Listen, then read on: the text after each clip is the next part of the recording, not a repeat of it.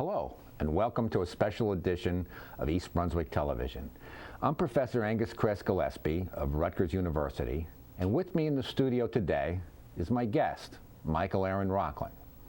Professor Rockland is the author of 12 books, and he's my colleague at Rutgers University's American Studies Department. In fact, we wrote a book together.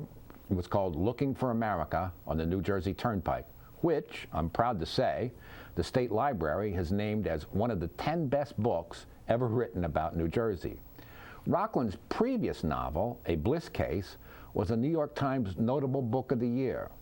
Two of his other books includes his recent The George Washington Bridge, Poetry and Steel, were given first prize by the New Jersey Studies Academic Alliance. So as you can see, he's quite an accomplished author. Today, Rockland is here with us to discuss his latest novel, Stones, published by the Hansen Group, which is right here on Writers Lane in East Brunswick.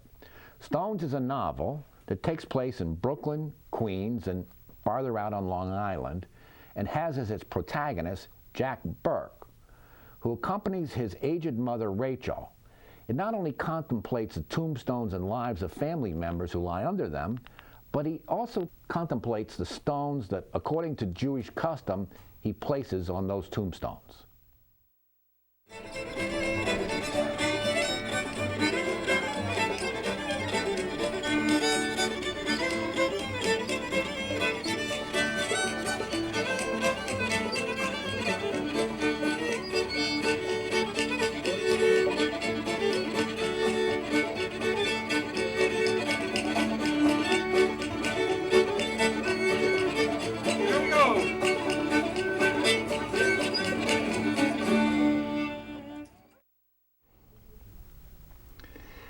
Michael, after reading your book, I strongly suspect that it's autobiographical.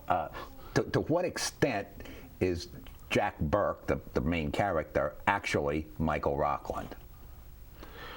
Well, he isn't, because he has a tremendous desire to be something other than what he is, and I don't. And he's a doctor. He's a medical doctor. Yeah, I made him a urologist, and though partly that was a guise to get myself away from myself. There are certainly many autobiographical aspects of myself in this novel, which was not true of an earlier novel of mine. Everybody thought I was a member of a cult because I wrote a novel about a cult, but I wasn't and never have desired to be. But here, it's based on some of my life, and of my mother and my father as well. Yeah. Well, as a follow-up question, and I'm in kind of a funny position because I know you very well, right. 30 years of friendship, but more. As a follow-up question, it seems to me that Jack's mother is actually your mother. I mean, there's so many similarities. She refuses to go into assisted living. She depends on a son to pay the bills. She depends on the son to fix things up. I mean, that's your mother, isn't it? Well, it's a version of my mother. It's an exaggerated version of my mother.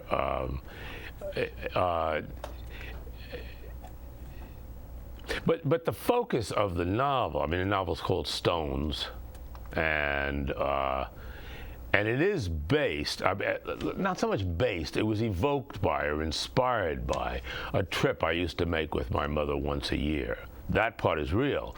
Every year, around Jewish New Year, we would go to visit all of the family cemeteries out on Long Island, Brooklyn, Queens, and further out on Long Island. I would take her, much as Jack does in the book. My father had originally taken her. Now he was on the itinerary. And so the inspiration for the novel comes from that trip I would make with her every year, and it began to work on me artistically, and I began to imagine and invent and have fantasies about the whole thing, so that the end result is, yeah, there are autobiographical elements to the novel, but I certainly wouldn't call it an autobiographical novel. Well, I hope you forgive me for being persistent. Go ahead, go ahead. But the father, Martin Burke, also seems exactly like your real father. Neat, tidy, organized, pays his bills on time, worries about the taxes. I mean, that's your father, isn't it? Well, once again, yes, his character is inspired by some of my father's manners and ways. But I think that in both the case of my mother and father, that yeah, they're the inspiration for the characters. But over 16 or 17 years, as I thought about this whole thing, up until the time my mother died, as I thought about this thing, I began to. It's almost like a jazz riff. Let's talk. It's like jazz. You lay down a theme. The theme, let's say, would be my mother and father. And then you say in progressive jazz, I'm not talking about Louis Armstrong with Dixieland. In progressive jazz, you lay down a theme, and you embroider on that, and you further embroider that, and you further embroider on that. So I would say, yeah, the theme, it begins with my mother and father, who they were, but I riff on that time after time. It seems like you took a serious subject, death. Yeah, that doesn't get too much more serious than that, does it? But you gave it a comic treatment. So yeah. As I was reading the book, I was trying to say, well, is Michael Rockland, the author, is he more like Saul Bellow, or is he like Woody Allen? Well, I guess I'd be happy to be compared to either one of them. I would hope down the middle between them. And furthermore, I think the critics reading this book, it's going to get a lot of attention, and as it's reviewed, I suspect that critics are going to put it in a category of Jewish American literature. I suppose, yeah. And would you, as an author, resist that pigeonhole? Well, I think any writer who writes in an ethnic framework of one sort or another would probably resist that, because it's a label that all of us are trying to escape labels, always trying to escape being pigeonholed. And I could imagine certainly a similar novel written, say, from an Irish Catholic point of view, or you name the ethnic group. So I hope, anyway, that what I'm reporting on there and writing about and talking about and having fun with and being deadly serious with has a universal quality.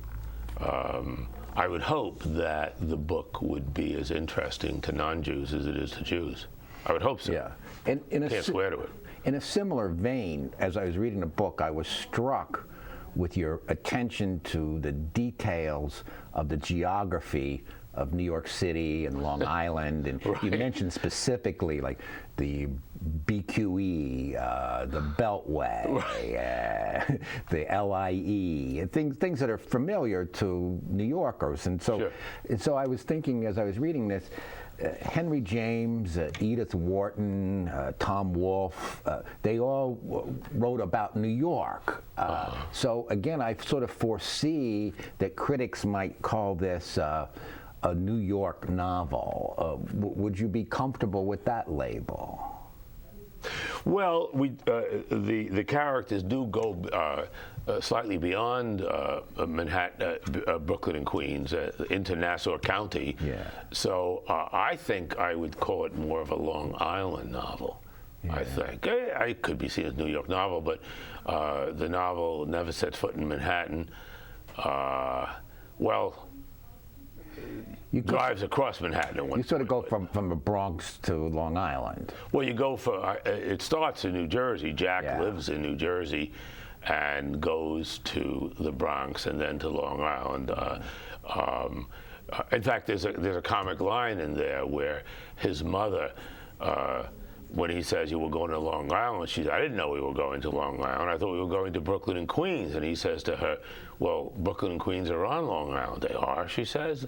It's something like that, where and I think for a lot of people, they think Long Island begins after Brooklyn and Queens. Yeah, yeah. But of course, Brooklyn and Queens are on Long Island. Yeah, and I noticed too that you were sensitive to the nuances of Long Island. You brought in a lot of Long Island popular culture. You mentioned Joey Buttafuoco, for example. Right, yeah. I've always thought, and I'm not the first one to think this. I recall a New York Times Magazine section article years ago, which said everybody thinks of Long Island as this benign place where nothing ever happened, and then that article ticked off one bizarre thing after another out on Long Island, and I was keying off that myself. Saying something very similar, that maybe it's the very flatness of Long Island, its banality, its normality, or whatever, which gives rise to. Maybe it's just in juxtaposition. Maybe no more weird things take place on Long Island than anywhere else. But I think it's because we think of it as so normal that we're shocked every time we discover that it isn't. And talking about the flatness of Long Island, you mentioned the irony that all these cemeteries are called Mount So-and-so. Yeah. Oh, yeah. Right. And it is amusing. It is amusing. Mount Sinai and Mount Ararat and Mount Hermon and Mount this and Mount that. Well, I think that has a little bit to do with, if you look at all three of the monotheistic religions, Judaism, Christianity, and Islam, they all have this notion that high is good and low is bad. God's that way, the devil's that way. And people, when they can buy such land, love to put churches, for example, on eminences, on hills. And what's a steeple, if not reaching that away? Yeah. And so I think this pretense to mount and mountains and whatever, when you think of it, that Moses goes to Mount Sinai, Jesus' Sermon of the Mount, Muhammad goes up to heaven from Mount Moriah. We do have, certainly in the West, a sense that the mountains are holy places, are special places. And I'm a mountain climber, so I share that view, not from a religious point of view, but just I like to go up mountains. Another thing that occurred to me reading the book is I constantly notice a tension between the larger secular society and Jewish tradition. For example, your character, Jacob Moses Berkowitz, he becomes Jack Burke. Right. So I guess you were very conscious of that throughout writing this book, I assume. Yeah, I was conscious of the pressures that were brought on not just Jews, other ethnic groups as well, who came through Ellis Island with names other than the names they came over with. So there were, while we celebrate Ellis Island, there were some oppressive aspects of Ellis Island, and I'm a product of that. I don't know anything beyond my grandparents. All four of my grandparents were immigrants. All four of them came through Ellis Island, and I don't even know what their family name was when they arrived. I just don't know. And that's a kind of a sadness. I'd like to know. And my parents didn't help in that regard because they were the first American-born generation, and they wanted to be 100% American. And so they thought to be, I think, this was never conscious with them, but I think they thought to be 100% American, you had to give up all sorts of old world ways, even though they were both born here. Many of their siblings were born in Europe, but they were both born here. So yeah, that's very much on my mind in the book. And as a follow-up to that, your novel seems to suggest that American Jews are always on the sidelines, that they escape the horrors of the Holocaust, they escape the rigors of living in Israel. Is that your own feeling, that American Jews are on the sidelines? Well, I don't think that's true today. And I mean, for a long time, I mean, Jews are a minority, certainly in terms of numbers. But I think Jews have become increasingly comfortable in the United States, and that's the great virtue of this country. Jews and everybody else have become more comfortable, and I think the pressures to conform and to a single standard, that standard being white Anglo-Saxon Protestant, male, heterosexual from New England. Like me. Like you. I think America's made it much easier, I think, for people who don't conform to that standard, which means most of us today, to be something. Some people call it multiculturalism. I don't much like the word multiculturalism. I like the word. I like the notion of subcultures, but I think that that I believe that there really is an American culture, and that we're all part of it. As a follow-up to that, who do you see as your ideal reader? Is this novel targeting a Jewish audience, or are you looking for a wider audience?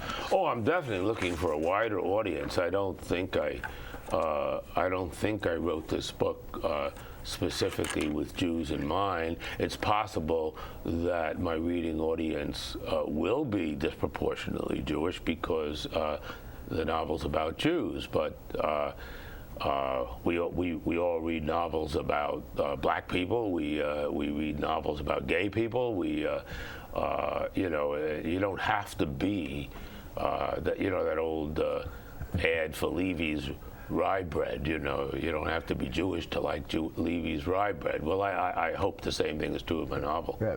Good analogy.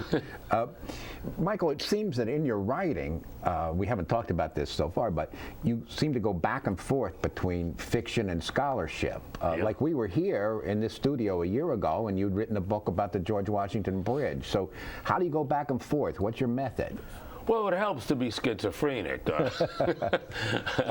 I'm not, but I'm not sure. There are those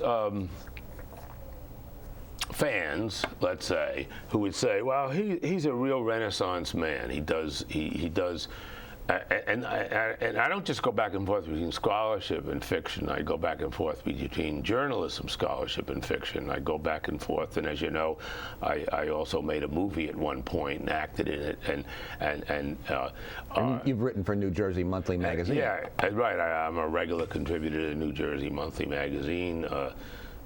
My last two articles for them were about the Rutgers football team. So those who are my fans would hopefully think of me as what I hope to be, want to be, or think of myself, would like to think of myself as being, and that is a Renaissance man. Those who especially around the university, would not want to think of me as a Renaissance man, would rather think of me as a dilettante. As a lightweight. Yeah, they might. Let's face it, and this is one thing I disagree strongly with Rutgers University, which where my day job is. I disagree enormously with the notion that what we ought to be doing is counting angels on the heads of pins and writing about obscure things that no one, including one's best friends and other members of one's family, would be interested in reading. Would only read it under duress. You would have more prestige if you wrote more boring books.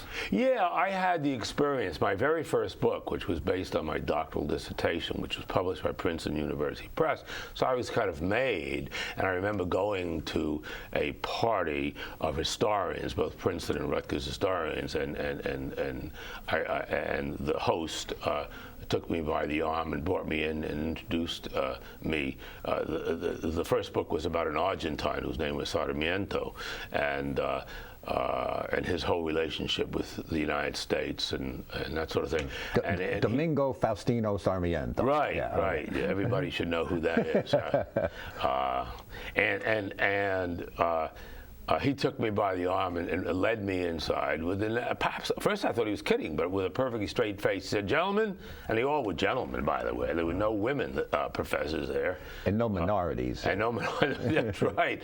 This was a long time ago. My first book was 1970, and led me in and said, "Gentlemen, I want you to meet Michael Rockland. He's a Sarmiento man." The implication being that for the rest of your life, you would be pursuing this narrow interest. Yeah, and I think probably I would be more highly regarded within the university had I continued to write books, other books about this guy Sarmiento, and I could have gone on. There were lots and lots of stuff, but right on the spot, I said, I am not writing any more about Sarmiento because I don't want to be a Sarmiento man. I'm having enough trouble being a Michael Aaron Rockland fan, man. Fan too, but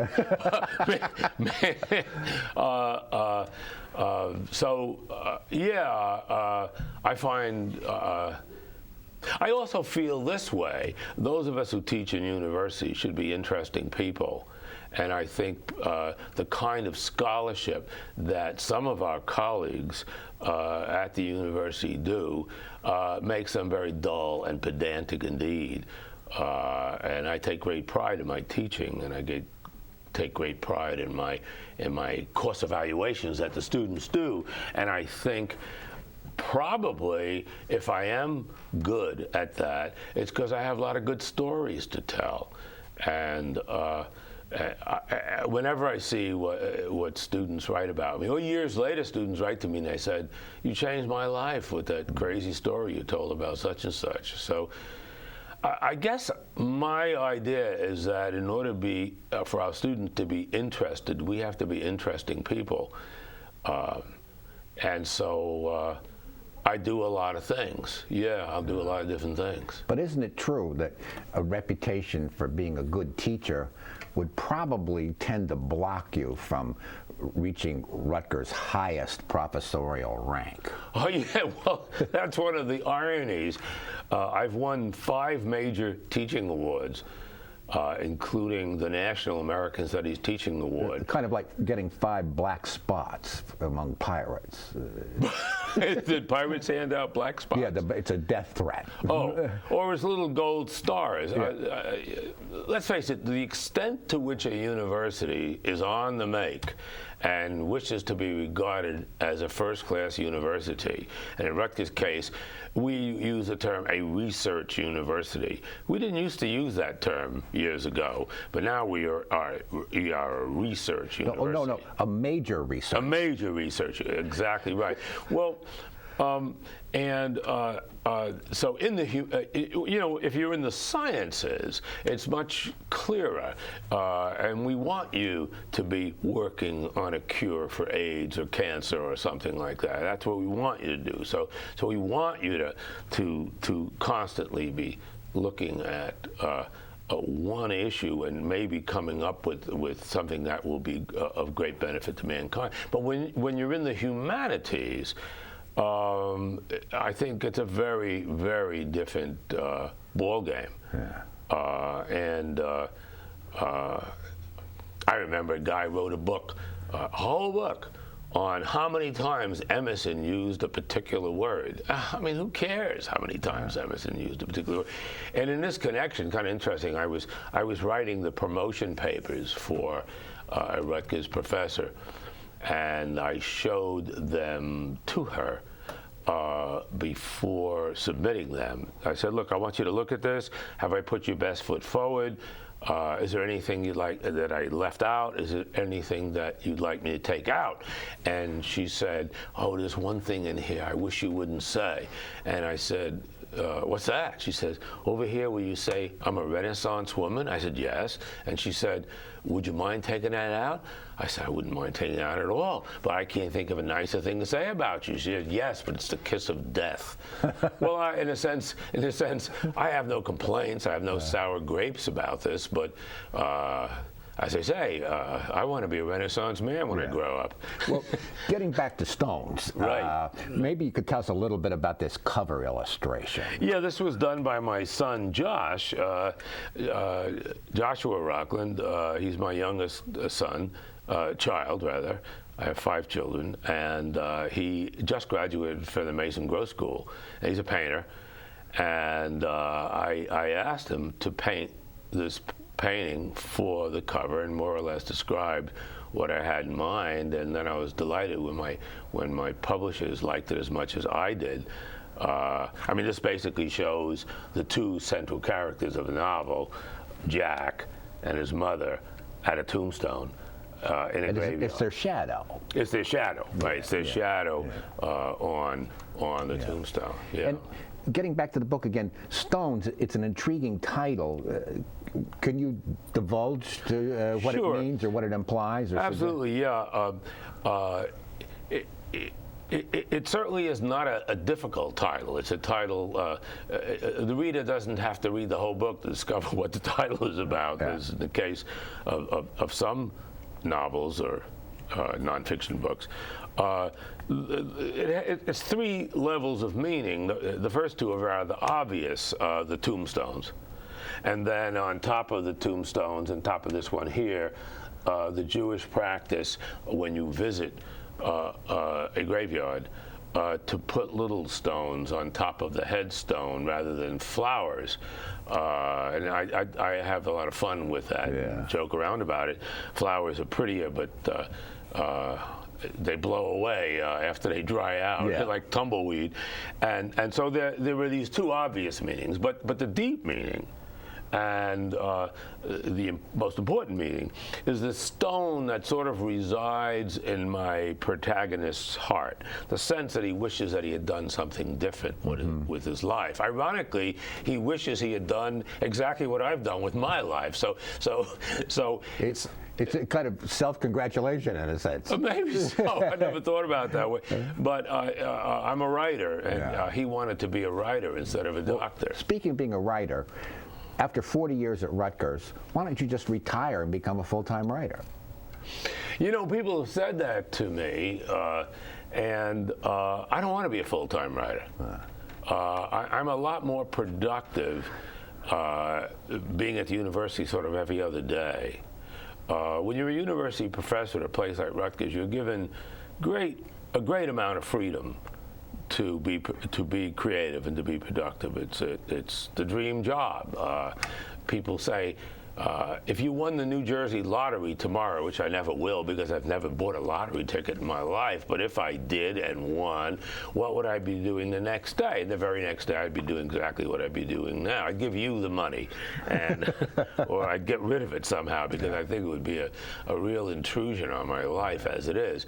But on days that I'm at home writing, I try not to answer the phone, and I try not to worry about my email more than a couple of times a day to get in totally into the head of what's going on in whatever book I happen to be writing. And during that day, I'm very eager for the next day when I'm going to be at Rutgers with my students, with my colleagues. So you're not so lonely and isolated. Yeah. I'm really too gregarious a person, I think. People who are full-time writers, they are people who can handle being alone better than I can, or like to be alone. I have a friend, in fact, who wrote the blurb for this novel, Tom DeHaven, and he's at a university also, wishes he could retire tomorrow so he could write full time. Well, you're different. Yeah, I don't. I just I relish my aloneness, but I also relish my togetherness with others. So. Well, that's a good place to wind up. Thanks for coming out here to East Brunswick and sharing your thoughts on your latest book, Stones, and we'll all look for it in the bookstore. Thank you very much. It's been a pleasure to be here.